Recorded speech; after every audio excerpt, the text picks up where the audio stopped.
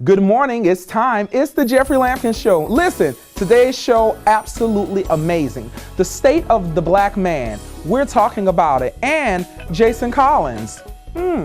Interesting subject. Are you ready? Let's go. It's time. It's the Jeffrey Lampkin Show. Coffee cups up, pinkies out. Let's get lamped. Here we go.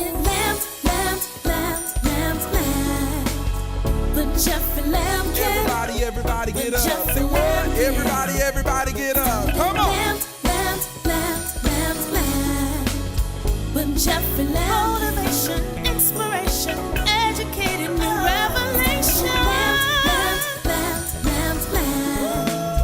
With Jeffrey Lampkin. Entertainment just for you. Smiling out because God loves you. Get lamped. With Jeffrey Lampkin. Somebody turn the lamp on.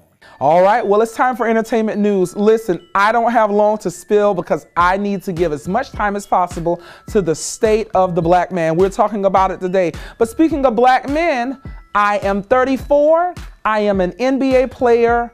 I am gay.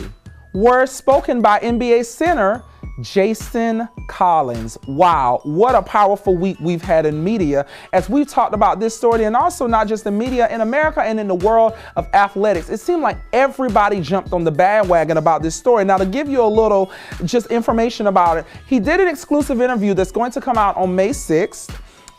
With Sports Illustrated magazine, and in this interview, which was co-written, he stated and talked about the fact that he was gay. And he said, I never wanted to come out and just be the person who is the gay athlete or like the poster child. But he said, I was tired of being the person in the classroom and I never would raise my hand. So now I've decided to raise my hand. And one of the things that I think for me with the entire situation, because a lot of people have been asking my opinion about it. Of course, we shared it on Good Day Columbia, which you can catch from 5 a.m. to 9 a.m. where we're on every morning right here on Watch Fox. But one of the things that we also talked about is just the whole scenario. And here's my feelings about it. The reality is that everybody in life has a choice. Everybody has one life to live. You have to live your life to the best of your ability, and you have to make your decisions. Jason Collins decided that upon review of his life, he wanted to feel free. He wanted to feel liberated, and therefore he decided to live his life the way he felt that it should be, and that is as a gay man. What I don't understand is why are people so angry and so upset?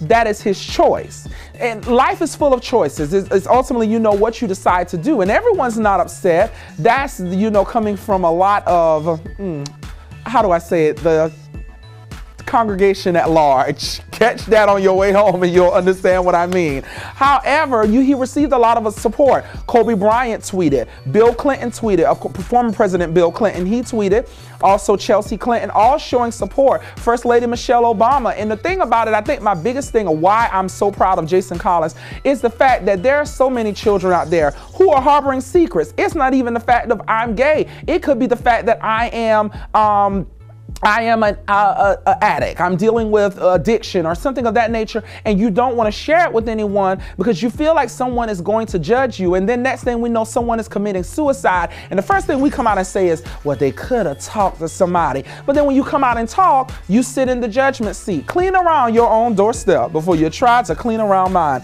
That's the theme that I'm saying. So to Jason Collins, you know what we say from the Jeffrey Lampkin Show? We say good for you. You live your life the way you desire to live it. I support your choice to live your life in a liberated way. And for people out there, the only thing I'm saying is this. Support that he's living his life. You don't have to support his decision. His decision is his decision. Just like you may have chosen to marry someone and people didn't agree with it. That's your choice though. You have a right to choose because at the end of the day, we're all going to have to stand at the judgment seat. And not all of us will be together, but we will go one by one and name by name. That's all I got time for in entertainment. The state of the black man. That's what's coming up. This is a powerful, intense show. Get ready. Coffee cups up, pinkies out. You've been lamped. Good morning. Jeffrey Lampkin. Go see Dr. Terrence Tyndall at Jerome & Company. Don't worry, ladies. They carry women's clothing too, so you can look your best every day. For beautiful casual and dress attire for men and ladies, go to the Columbia style leader, Jerome & Company. Exceptional women know where to shop for shoes when an everyday look won't do. At Kicks Lady Shoes, you'll find the latest fashions at prices you can afford. Shop the new Flirty Find shoes, all priced under $100. Whether you're looking for career wear, comfortable shoes, or fun, pretty spring fashions, you'll find the largest selection of shoes and purses at Kicks Lady Shoes. And when you shop at Kicks Lady Shoes, you keep your money here in Columbia with a locally owned business. Shop us today on Divine Street and like us on Facebook. Jeffrey Lampkin. Good morning, and we're here on the Jeffrey Lampkin Show. I'm excited this morning. Put your coffee cups down right now. Put them down. We're going to have some great open discussion this morning. What are you talking about, Jeffrey? We're talking about the state of the black man.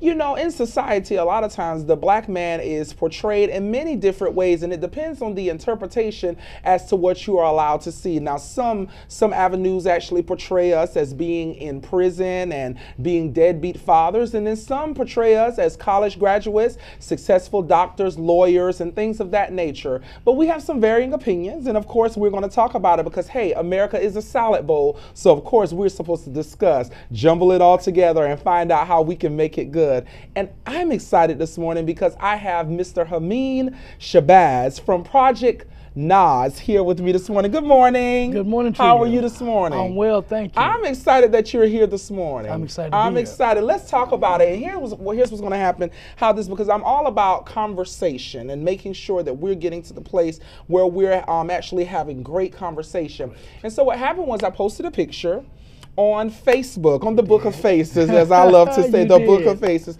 Posted a picture and you responded to the picture, and of course later the post got taken down, but we had the opportunity to actually talk via Facebook message. And so you shared some feelings about the African American man.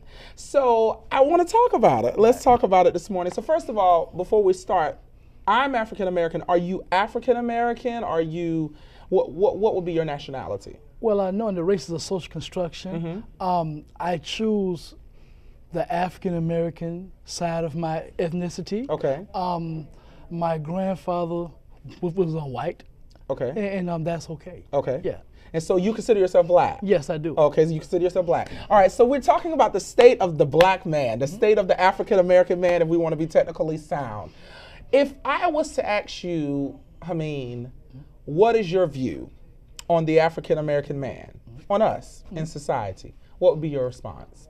I would say that we're the sickest segment of society. Okay. However, we do understand that African Americans are not a monolithic people. Okay. You know, we're more multiplistic. Okay. And statistics show that less than 25% of African American males obtain what we call the American dream, upward social mobility. Yeah. Okay. So being that, because you say that, so you say we. Right. We are the sickest cement of society. So when I first read that, I was blown. I was like, wait, what? Because in my mind, although we have some challenges. We do. And we have our issues, I feel like we are a strong foundation, a pillar of success in this society. But there obviously are reasons that you feel that way. So share with me, talk with me. What are things that you notice or observe that would make you come to the conclusion that we are the sickest segment of our American culture? I guess it all boils down to our paradigm, how we look at the world. Of course, a lot of times in the professional realm, we deal with like people. Okay. We deal with other professionals. We deal with people who have nice homes. We deal with people who have bank accounts. We deal with people who are smiling because we're enjoying the American dream, right? Well, on the other hand, the other 75% or better are not enjoying these things. They're in poverty, man. You know, they're incarcerated. 68% of African American males, 68% of the prison population are African American males. 50% of African American males of a working age are incarcerated.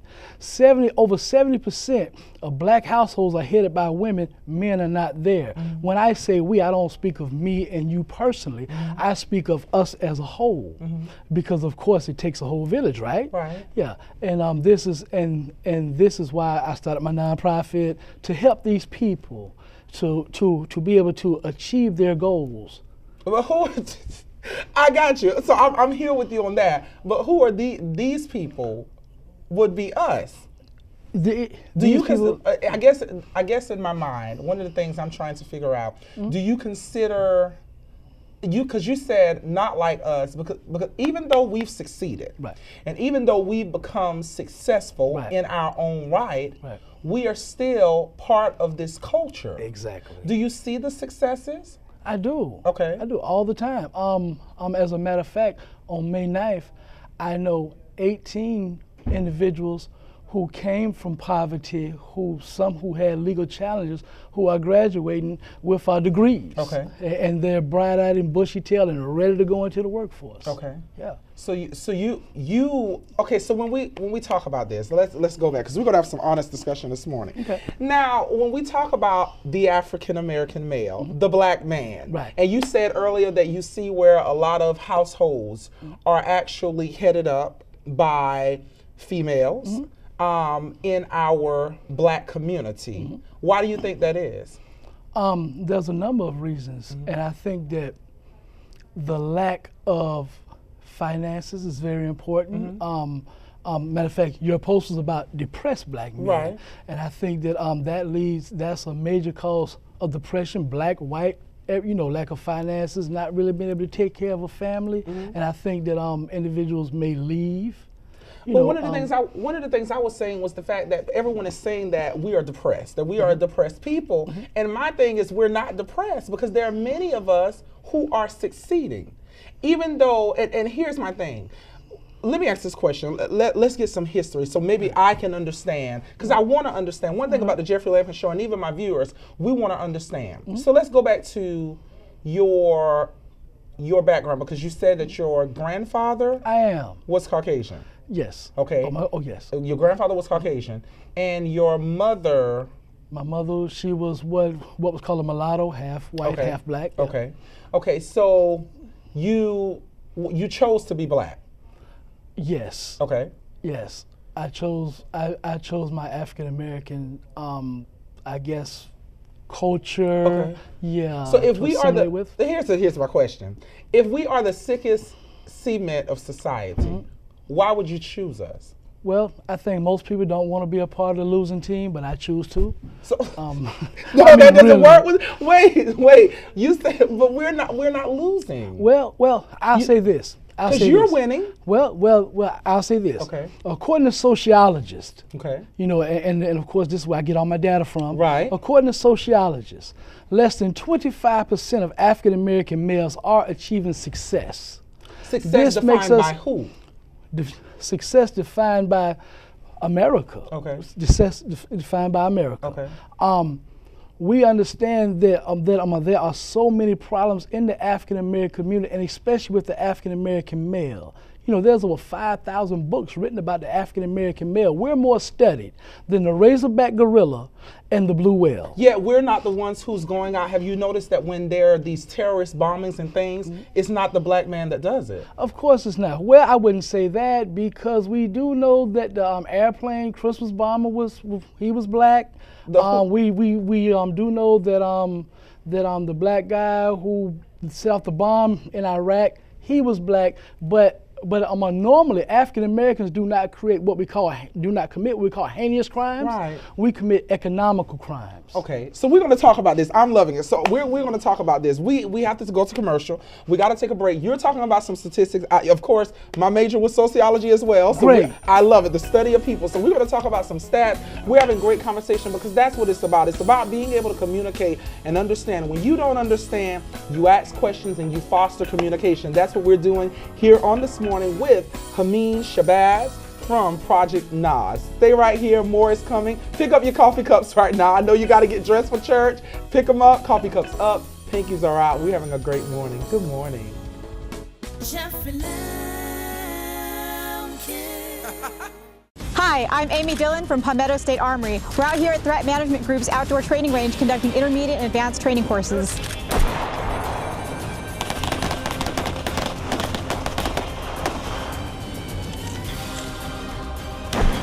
We are now offering advanced handgun, carbine, and shotgun training at our outdoor facility. Please contact us for more details on all firearm courses. We look forward to seeing you on the range. For beautiful casual and dress attire for men and ladies, go to the Columbia style leader, Jerome & Company. Jeffrey Lampkin. Good morning, and we're back here on the Jeffrey Lampkin Show. Listen, coffee cups back down right now. We're having awesome discussion this morning. But before we do it, I have to come in fashionably well. Mike, can you get a shot of my shoes real quick? Let me make sure I get my shoes and my socks up together. Mike, get a shot of this good shoe and socks so the viewers will see. Because, everybody can't wear red. Right. But I am flossing it on this morning. Make sure you look at that good shoe right there, that good loafer and those good socks this morning, because it's what we do. Listen, Mike, let me get my good shot. You got that good shot right there? That's what we do. Listen, all right, we're back on this morning, having a great morning. We're talking about the state of the black man, and I'm excited this morning because I'm here with the executive director of Project Nas, Hameen Shabazz. He is here this morning. Hameen, we're having a great conversation. Now, you are taking me in this morning because we're talking about the state of the black man.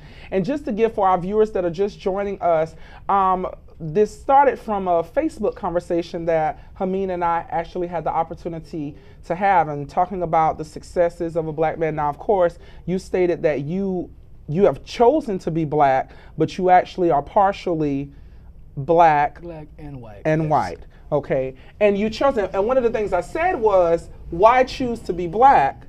And you stated because a lot of times people don't want to be on the losing team. So I was asking, are we really losing? So you've been sharing some stats. And of course now y'all know I do my research. So in the midst of my research, you said some things that are startling, because of course you're with Project, and we're going to talk a little bit later about Project Nas, but Project Nas works with pardons and paroles and things of that nature. And one of the things that I found in my research is that we actually have more black males who are in college than black males who are in jail or prison. So what do you say to that? How are we? I'm going to ask you, here's the question.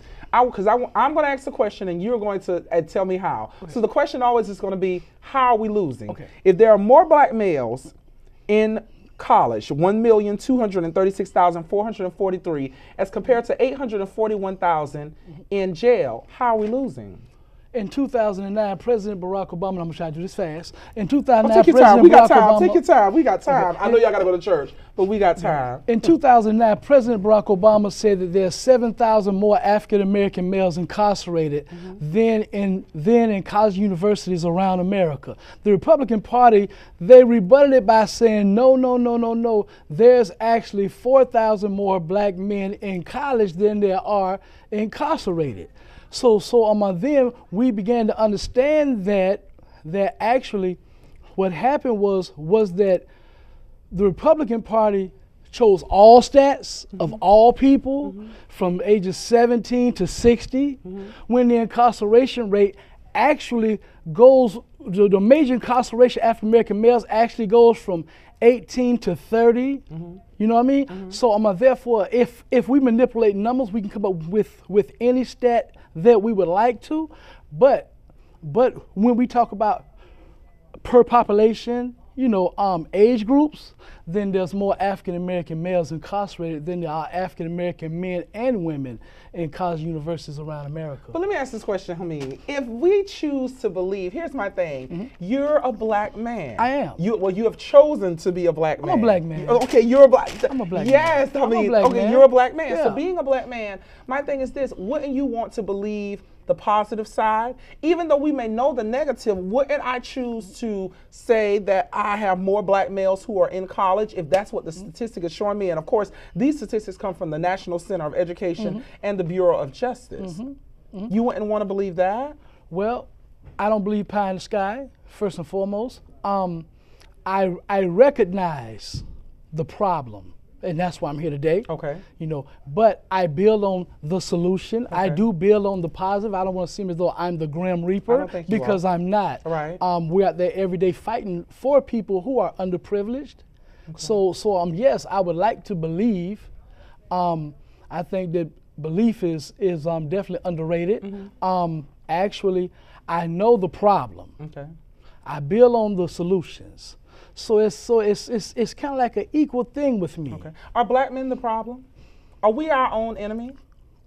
For a major part, yes, we are. Okay. Our thought process. I think that we've never, and don't take this the wrong way, but I think that we've never really gotten off the plantation in terms of our thinking for a lot of us. So you think that a lot of us still blame the white man for our problems? We do, and that is definitely our major problem. Okay. Now that is one thing some stuff that you're saying I don't agree with, but I do think that there are many who do blame the white man for our problems. However, the white man is not the one who allows our child to go out there and buy Jordans when they first go on sale for $200 and $300, stand in the line at 5 in the morning, but will not make them get up for church at 11 o'clock this morning. Amen and walls. So I get it. I get certain things that you're saying, but my question becomes, how do we, because at the end of the day, ultimately, although I see my black brothers in distress, although I see that we have some major issues, although I see that a lot of the violence that is attributed is not a white man shooting the black man, but it's a black man shooting the black man. I see these things, Hameen. However, I am proud to be black, and so I want to build up my brothers. Now, I know that you're building up with Project Nas. I get that. I know that you're building up with Project Nas, and we're going to talk a little bit about Project Nas. But if we are the problem, how can we become, is it fixable? It is fixable. Okay. I don't know how long it would take to fix the problem. We're building communities one mind at a time. Okay. Anytime we change our thought process, see, I come from the slums. Okay. I come from the slums. Tell us about your upbringing. Tell us about you growing up. What was growing up like for you? Because you are half black, half white. Now that sometimes can bring discrimination, but sometimes it can bring power to a degree. Because sometimes, let's deal with reality. Sometimes we do often say, for example, I'm a darker shade. We discriminate even among black. We do. The darker you are, like they'll say, like for example, sometimes we crack jokes and we will say that you were in the house and I was in the field. That's what we will say. So let me ask this question: because you were lighter in complexion, did that give you advantages? I'll say this: growing up in the slums, what's the slums? It didn't. Well, I don't know if you're familiar. I don't know how old you are. I grew up in a neighborhood called Roosevelt Village. Okay, where's that at? It was off of Sunset Boulevard. Okay. Current Sunset Boulevard? It's not. Yes. Okay. They of course they condemned it, knocked it down. Okay. After all the violence and drug activity and things like that. And growing up in those areas, I guess my skin complexion probably counted against me. Okay. They would beat me up, call me things like dog hair, because when I was young and beautiful, I had curly hair. He said when he was young and beautiful, that was a commercial right there, like soft and silky. Right. They would call me wetback, just names, and they would beat me up. Okay. And I think that toughened me up in terms of being desensitized to violence. Who would do these things to you? The guys that lived in the neighborhood. Other African American males? Other African American males, of course. And as I began to grow older, I think that my lighter skin actually was a plus for me in terms of what people think of as beauty. And we know that people are more apt to give jobs to, more apt to give apartments to, people in which they think has a pleasing demeanor, just a pleasing physical content, for lack of better words.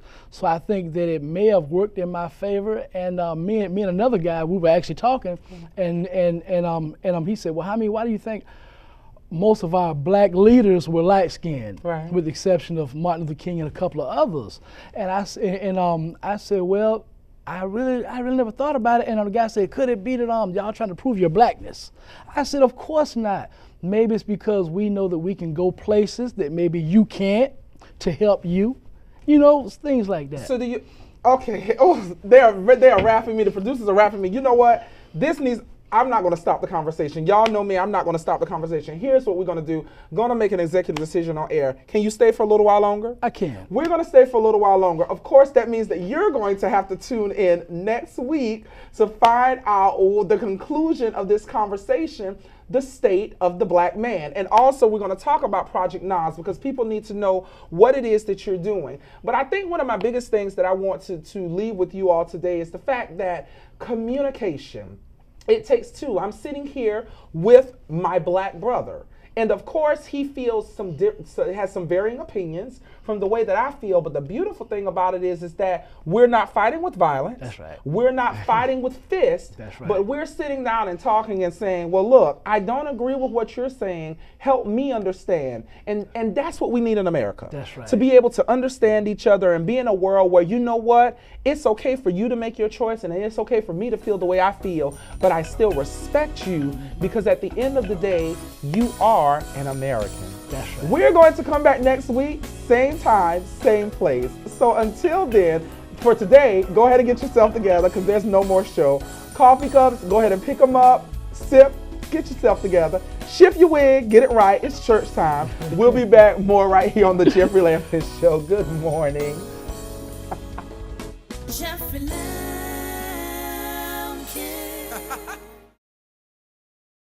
Go see Dr. Terrence Tyndall at Jerome & Company. Don't worry, ladies. They carry women's clothing too, so you can look your best every day. For beautiful casual and dress attire for men and ladies, go to the Columbia style leader, Jerome & Company. Momo's Bistro, now serving lunch Tuesday through Friday from 11:30 to 2, and Sunday brunch from 10:30 to 2:30. Classic Southern food with classic French preparation. Dijon and shallot encrusted New York strip, fresh seafood over local green salad and vegetables, and so much more. In a comfortable yet elegant setting. Momo's Bistro, 2930 Divine Street. Word of the day, dialogue. Dialogue is defined according to Merriam-Webster's dictionary as communication between two parties. Now listen, the reason I'm saying dialogue today is because we need to start having dialogue. A lot of times we go to our homes and we get inside and we communicate with the television. We're watching sports, touchdown, or we're watching TV, throw the ball this way, and we do that, but we don't have dialogue with each other. We need to start communicating with each other and respect people's opinions. Everyone has the right to make the choice that they want to make. Everyone has the right to feel the way they feel, but we need to respect each other's opinion. Listen, we're going to continue this show next week, The State of the Black Man. That's what's happening. Tell all your friends, tell everyone that Jeffrey Lampkin is on and he's back again. Until next time, coffee cups up, pinkies out. It's church time. Ha! Time to shout. Ah! You've been lamped. Good morning. Everybody get up. Come on. Jeffrey Lampkin. Motivation, inspiration, educating new revelation. When Jeffrey Lampkin. Entertainment just for you. Smiling out cause God loves you. Get lamp. When Jeffrey Lampkin. Somebody turn the lamp on.